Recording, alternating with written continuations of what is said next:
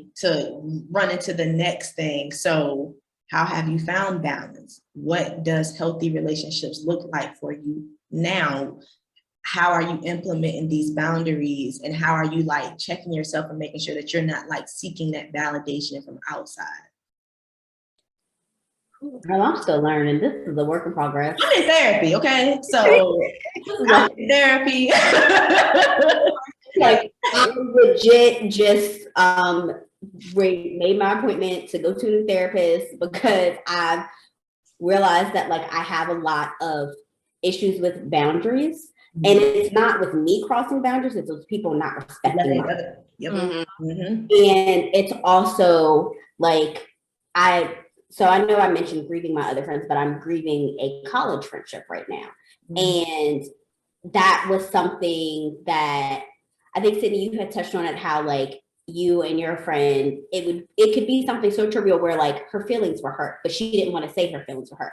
And that's kind of a boundary thing for me, because I'm like, you have to, I don't understand if you just stop talking to me because you're mad. I'm just going to think that you're mad. You have to tell me if I did something that upset you or hurt your feelings or made you feel some type of way, because how can I correct it if you don't address it? Right. So because we had been ongoing with that, she finally had crossed the boundary and came at me sideways. And I was just like, you know what? I'm done with this friendship.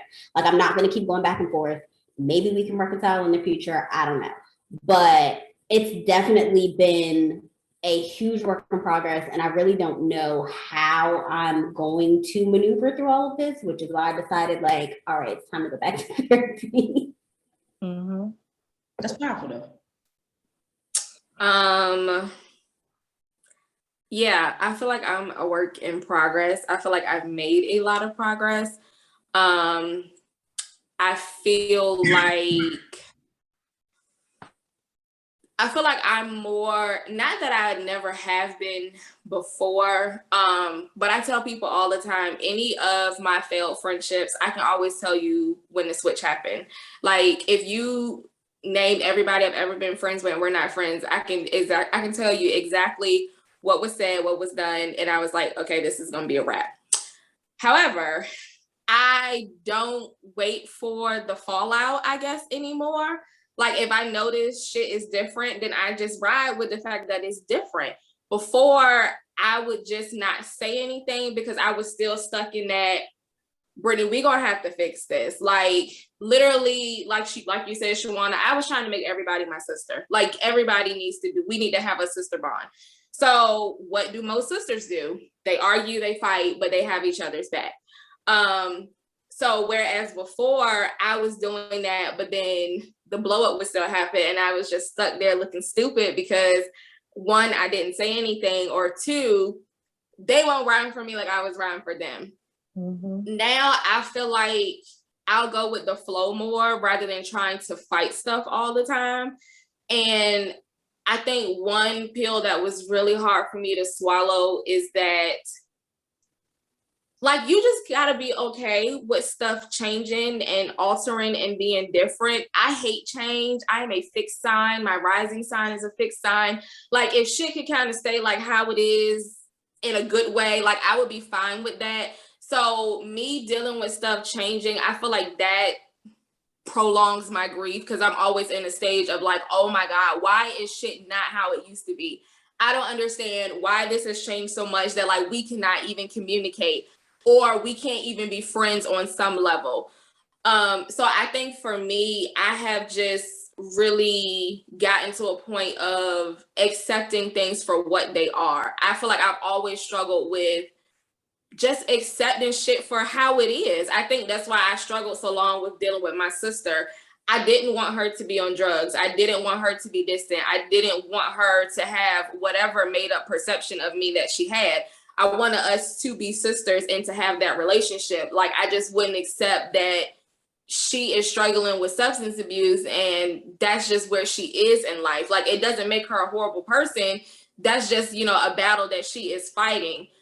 But now I'm just kind of like, it is what it is. Like, I just accept our relationship for what it is. And I feel like that is more of where I am now that I've turned 30, rather than how can I fix this? What can I do different? What have I should done differently? Like, I just used to put a lot of pressure on myself to fix shit and make shit better. And I just had to come to a point of, it's not always on me. Like, you know, people can make mistakes on both sides, but like, why I got to be the one that always has to be the fixer or the, let me make this better for everybody involved. So yeah, I don't fight the current anymore. If the shit get fucked up, then I just roll with it. Yeah. Ooh, I'm definitely still a work in progress. I think even getting to a point where I think I just got to like my acceptance point. So now I'm at my working through a point, because things about her still just make me so angry. And it could be stuff that I'm not like, I decided, because now I'm back with my dad since I moved out of my townhouse. I moved back in with my dad.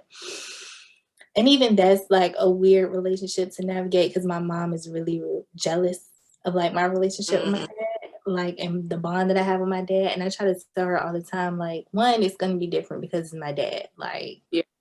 I've been 10 toes down for my daddy since before I was even born. So like, that's what it is. Like, it's a different bond, and my dad treats me differently than you do. So things are different. He can ask me to do something and I just be like, oh, okay. Whereas you ask me to do the same thing and I'll get irritated because the relationship is different. The viewpoint I have is different.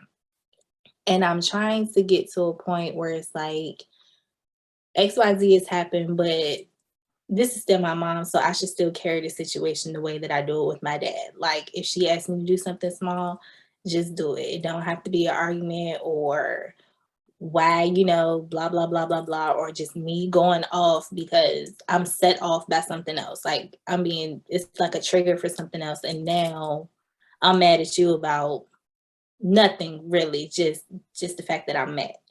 So that's really the point that I'm with. Girl, I think I had broke down and invited her to Thanksgiving over here, which is my actual first point, because I think she's going to be by herself. And I was like, it would be real effed up if you purposely left your mama by herself. So just call her and ask her. And then she started blowing my phone up, asking my daddy, can this person come and can that person come? And I'm like, here we go.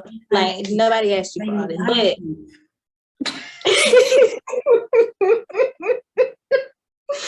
But that's not something that should make me mad. Like, it doesn't matter. But it pisses me off because it's just her. Like, and I'm just trying to start through that, because it's not something that should even affect my day to the point where now I'm pissed off because you're trying to invite somebody to Thanksgiving dinner.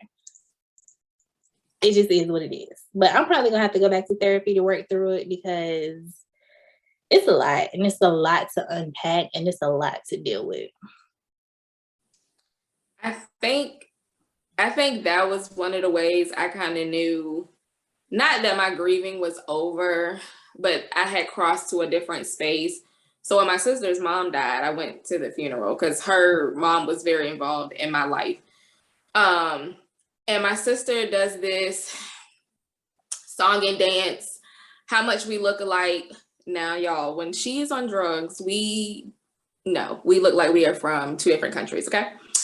Now, when she's clean, you know, okay, there may be some resemblance there, but like, sis, okay, so we do this songy dance, her saying, oh, y'all, it's my sister, and she's so pretty, don't we look so much alike, da, da, da. And I just stand there, and, you know, I smile and look pretty because that's what she wants me to do. So then we go into this, she was jealous of me and my father's relationship because I got my daddy at a different time in his life. My daddy was 42 when I was born. So we're talking somebody who has matured. He has substance abuse issues, but those came to a stop when I was like 5 or 6. So if shit was off, I don't remember that. Mm-hmm. So I got the clean, mature him. Like, I didn't seen it all, done it all. I'm done. She got the early version of him. So they, to me, almost more had like a friend type of vibe and not like daughter and daddy. So she always brings up how she don't have like stuff from him from like when he passed. So she always goes to his photo albums, which anybody who knows me, I guard them shits with my life because there are photos in there so old. They are barely together. They're like gray. They probably literally from like the 40s.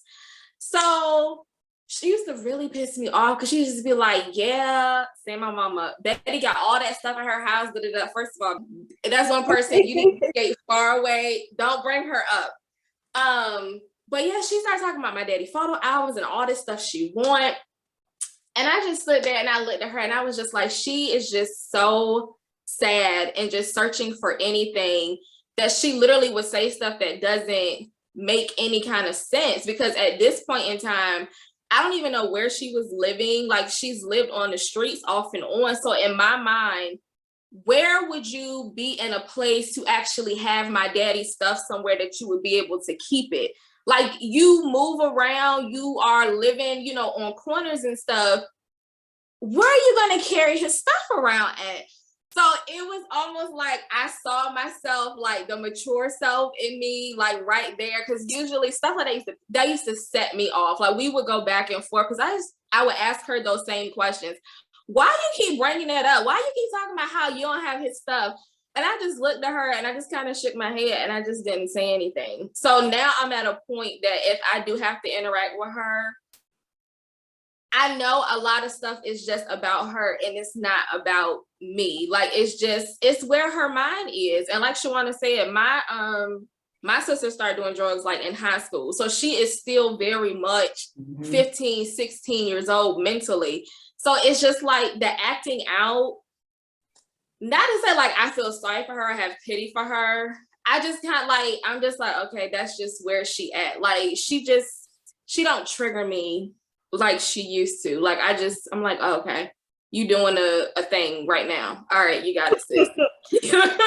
Yeah, like I don't know where that falls, but okay, you doing a thing. All right. So yeah, I think that was one of my indicators that I made some progress. Ain't all the way there, but a lot of progress has been made.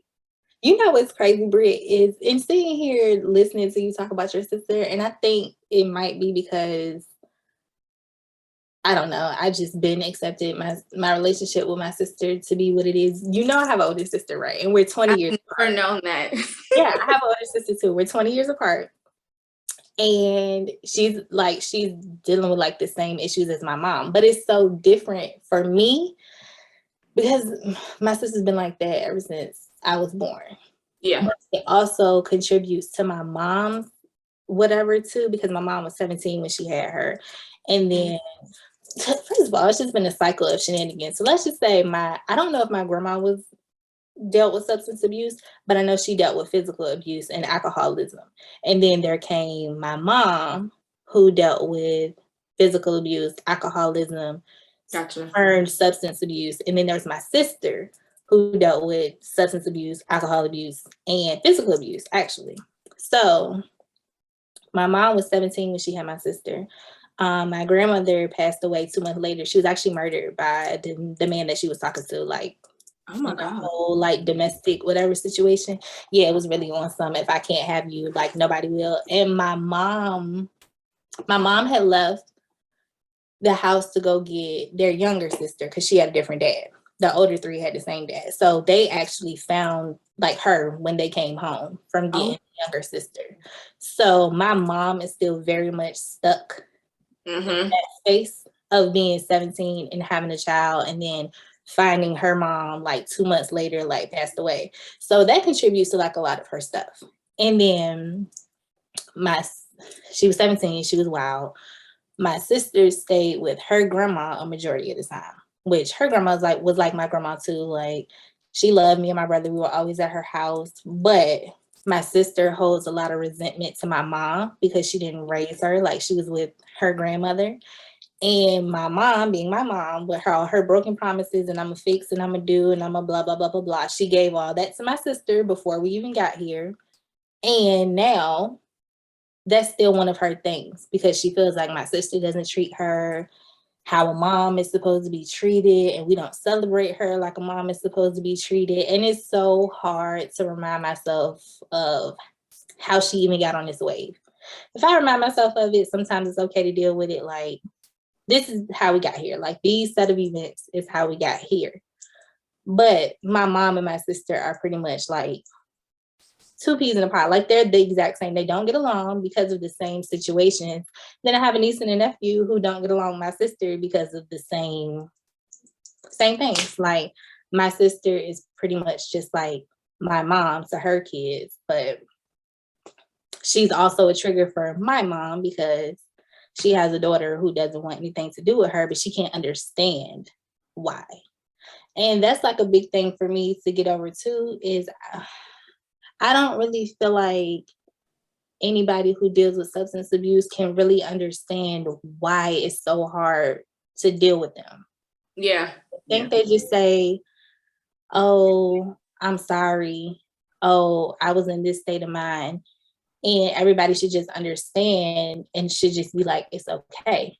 But you don't understand the things that you do when you're in this state of mind. Like sexuality for me has been like a big thing, like finding out who I am as a woman or whoever, whatever, because of things my mom has said when she's been high. Like, you know, you say certain things and you call, you know, your kids out of their names or whoever, whatever. And we're already teenagers. So that's already a struggle anyway. And now it's like, well, I don't even know what this is. I don't even know what this means. But like you said it, and now you've created a situation I have to combat to this day, now that I'm 30, from 14, 13 to 30. But then you say, oh, I'm sorry. Well, you know, I was blah, blah, blah, blah. But you can't understand why I'm sorry is not really enough. Yeah. And that's the thing I think that bothers me the most, is like people do things and they don't understand how it affects somebody else. They just feel like, I apologize and that should be what it is. And it's really well beyond that.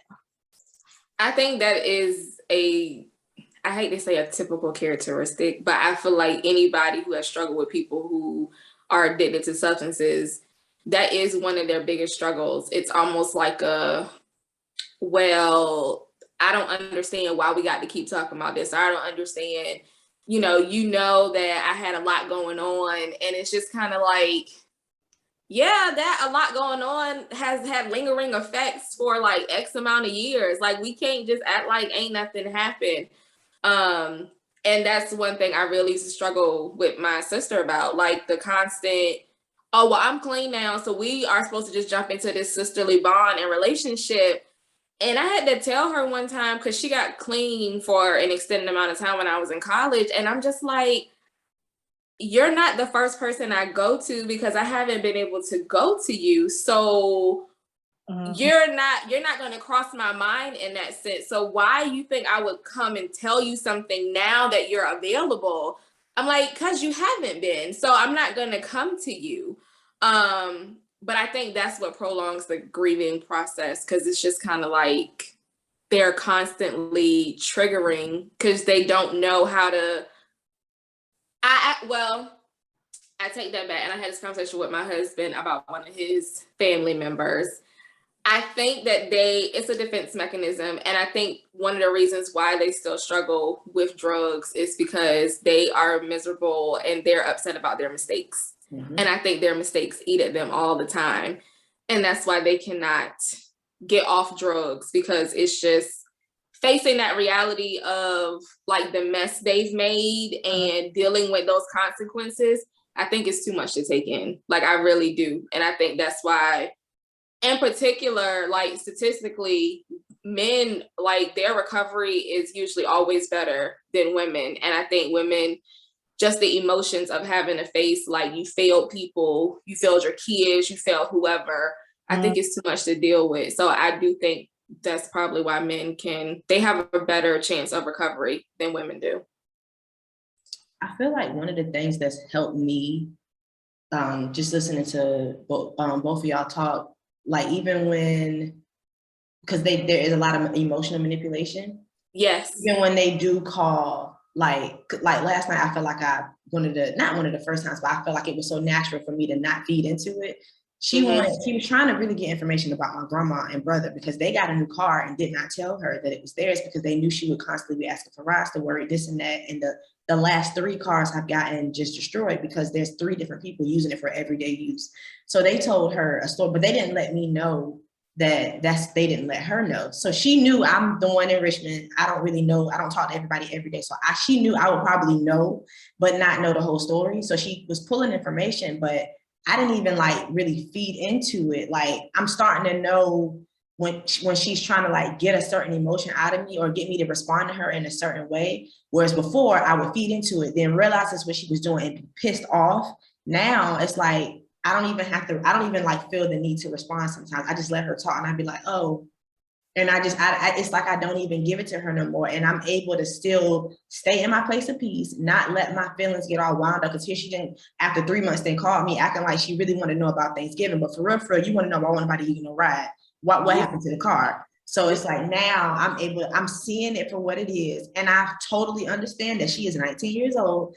And it was like, I didn't submerge myself. It wasn't here 3 days later. And I'm still thinking about this bitch really called me because she wanted to know why won't nobody come give her a ride. Like, and it had nothing to do with her wanting to spend time with me for the holidays. So I think that's just not even, because I used to feel guilty, like, okay, she is by herself. I know I'm justified with how I feel, but somebody got to show up. Like even that, like sometimes that's okay if I'm in a place to do it. But if the answer is no, I have come to peace with just being like, you know what, Ma, I can't. And then that's it. Like she can hoop, she can holler. I gotta go, Mom. Like that's it. And I just get off the phone. And it makes her sit with herself. She's no longer, it's not just her sitting with her emotions and she didn't call me to try to make it feel better and throw it on me. It's dang, I tried, that didn't work. I'm still sitting these emotions. Now you can choose if you're gonna fix it or not. Like I don't have nothing to do with that. So I think that's one thing that's like actively helping me. I wanted to ask y'all, what have been indicators that you are very much in the grief process? Because like I said in the beginning, I don't think it's always obvious because the people are not, deceased. What have been indicators for y'all that you're like, oh shit, like I'm really dealing with some emotions over here and this is taking a toll on me? I know when I'm around people who genuinely support and love me for like a good amount of time, once they leave and I'm like basking in it, it reminds me that I'm not going to feel this with my mama, or I'm not going to probably ever get this.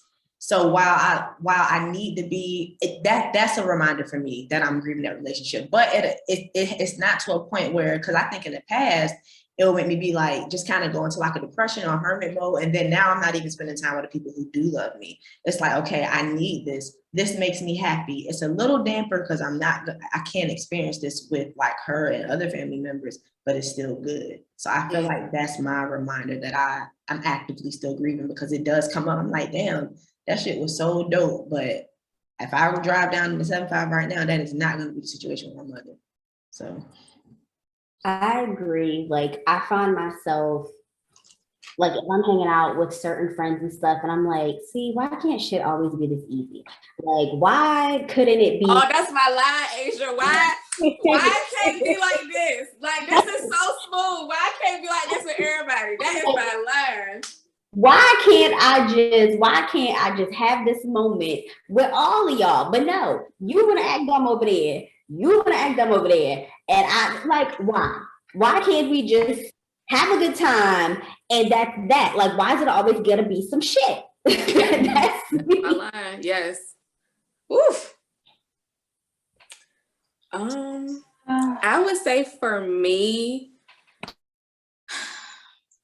I am very much I remember everything and I hate that. Like I be remember people, mamas from middle school. I be remember people birthdays that like I don't talk to no more. People that I won't even like real friends with, but like we probably had a conversation one time. I'd be like, oh yeah, it's such and such birthday. Like I remember everything. So for me, I am very much so, memories are like very vivid for me. So whereas people might see like memories on like Facebook or Instagram and stuff like that, and they be like, oh, we had fun or whatever.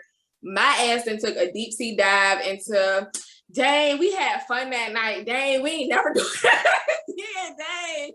I didn't even know that was gonna be our last time hanging out. Dang, I didn't know it was gonna be our last time traveling together. So I literally like some of them bitches I see, I'm like, oh, now I don't even know why I was hanging with her.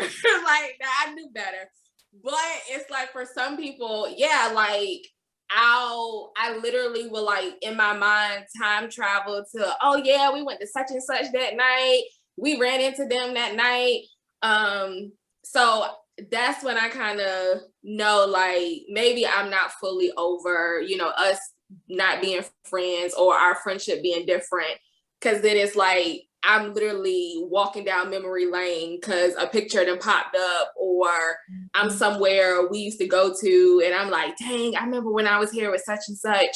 So it's usually like little stuff like that people might not pay attention to. But yeah, my ass then literally travel in time all by myself in my mind in like 5 minutes. So it's little stuff like that I just be like, dang, maybe like I miss them or I miss the friendship or what was in the past. So, being that we just all deep dive and just expressed all of these feelings and all these just different woes of experiencing grief with these people that we still have to like coexist with, what is one, and let's make it clear again to the people who are listening, we are all still very much so actively working through this thing. It is not a get it, got it good. No. Do not beat yourself up for the feelings that you feel. Allow yourself to feel them. But I want to ask each one of us to just kind of give a word, like something you can give to the people listening to kind of like help them continue to go through the journey. Like, don't give up. Don't start being complacent. Don't just accept anything in your life because it's too hard to enforce boundaries. What's one thing you could give that's working for you to the people who are listening? I think I would say that once you acknowledge how you are feeling and you decide to feel your way through it, there's always something that you come across, whether it be a person or a passion or whoever, whatever. There's always something to look forward to in the midst of the BS. Like,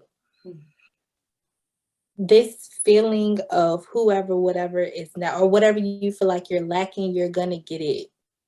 Maybe not in the way that you want it, or maybe not in the way that you envision, but it's going to come in a certain way, shape, or form. And it doesn't have to be forever. It's just there to let you know that this feeling is possible. And as you continue going through what you're going through, you're going to get to the end of that tunnel. Like, there's little spurts of, yeah, this feeling is possible. Yeah, this type of love is possible. Like, yeah, this type of friendship is possible. But you have to continue, like, you have to make yourself the best version of you before all of this is allowed to you. I resonate. Me too. I was going to say kind of the same thing. Be okay with it not looking the way that you want it to look. You can very much so still obtain like you said, the feeling and the healthiness and the connection, but you just kind of got to let go of the way you envisioned it so that you can really allow it to come in. Because if you're looking for something to look a certain way, you're going to miss when it comes because you're thinking it's supposed to look a certain way. So just kind of let go of, you just got to kind of let go like of the visual of it all, but just embrace the fact that you still desire it. What you desire wants you, and just keep yourself open to it and work, like you said, working through it and persevering through it, no matter how uncomfortable, that's how you get there. I would say two things really. One is learn what your boundaries are, because that's very important. You need to know what you are willing to accept and what is healthy for you to accept. Because sometimes those are different things and they need to be the same. And also be okay with knowing that people are in your life for a season. Like, not everybody is meant to come and stay forever. Some people are meant to come and teach you a lesson, and you guys are supposed to move on from that. And it's not to say that you have to hate this person or you have to continuously feel sad because you're not friends with them anymore. No, appreciate the good times that you had with them. Know that they were in your life for that period of time and they served their purpose. Very true. I Okay, I got a couple of points. I'm gonna try to make it fast. To kind of piggyback off what Asya said, I think one thing I had to learn was whether it be a boundary for me or a boundary for another person, knowing that once that is done, you are not in charge of the fallout or what comes from that. So whether that leads to grief or whether that leads to clarity, you just need to be prepared for it. So definitely still implement your boundaries, but also be prepared for the person may not like it or it might alter whatever y'all have. So be aware of that. 2, I think don't lie to yourself about grief. And going back to what I said in the beginning, I think, you know, it sounds good to say like, oh, I don't care, I ain't thinking about them, da da da. But I think the longer you lie about how you've been affected by it, the longer you're gonna be stuck with a whole bunch of negative emotions. So just if you miss a person, you miss them. That's normal. So just knowing, you know, if you feel some type of way after a loss or a separation or a change in relationship, it's normal to have lingering feelings and emotions. Like, don't try to shut those off. So I just think just being honest with yourself will really help you in the long run versus lying to yourself and other people about how you feel. That's my 2 cents. That's very important. Yeah. Very much so. So if nothing else, I'll let you rip. We are at the end of the episode, and I appreciate everybody for their transparency and vulnerability. Sidni and Asya, I will let y'all drop all y'all Instagram handles and everything that y'all doing or got going on. So whoever wants to go first. Oh Lord. Real short and sweet. Like I said, I have brown sugar and sazon, but I am hopefully, I'm trying to like rework my whole website and all that good stuff. So hopefully I will be back up before the holidays, but you know, holidays is a little hectic. So maybe after, we'll see. Well, just shoot for January. New Year. Yeah, 2020. Yeah. No, same. Because with everything I had going on, I don't think I've written a book this entire year at all. Like I needed a minute. That's another point. Like if you need a minute or you need to like take a step back from whatever to deal with shows, take a step back and don't feel guilty for it. Like you are the only you that you get. So take care of it. But hopefully by January I have my stuff together. Like I have a couple things working in the background. I'm actually starting this panel that's supposed to launch in January. Because I feel like book blogs always talk about the same authors, like the same popular authors, whatever. So it's supposed to be like a platform for, you know, new African-American, sorry to the other, you know, whatever. Not sorry. You know, like women of color, they need like a platform, and that's what we're working on, me and my best friend. My author Instagram is Writings by Skye, SKYE. That's gonna be relaunched in January too, but yeah, January is gonna be a big month, but that's all I got for right now. Dope though. That's dope. I'm glad y'all are doing that. Yeah, me too, because it's just when you look at the percentages and the colors, there's a very serious lack of representation. So we're gonna see if we can make something shake, and hopefully it takes off. That's dope. Period. It will. Thanks for I always gotta throw my little girl. You want to close this out? So sure. Once again, y'all, this has been a dope conversation. I'm glad we were all able to share. We thank you for coming up here, Sidni and Asya. Hopefully we will have you back again. Yes. Sidni, this was your first, but definitely come back for a second. Asya, this was your second. You come back for a third. I just enjoyed just being able to hear everybody. Like it was refreshing for me. So thanking y'all, thanking our listeners. Follow us on everything, Brown Skin Blueprint, Facebook, Twitter, Instagram. We trying to get TikTok going. I don't know. Yeah, maybe someday. 2022. Everything is January 2022. Yep. So y'all just be on the lookout and stay tuned in. Make sure you follow Sidni's information. Make sure you follow Asia. Follow me and Brittany personally. Rightfully so, Brittany predominantly love. And we will kick it with y'all next time. Bye. Bye.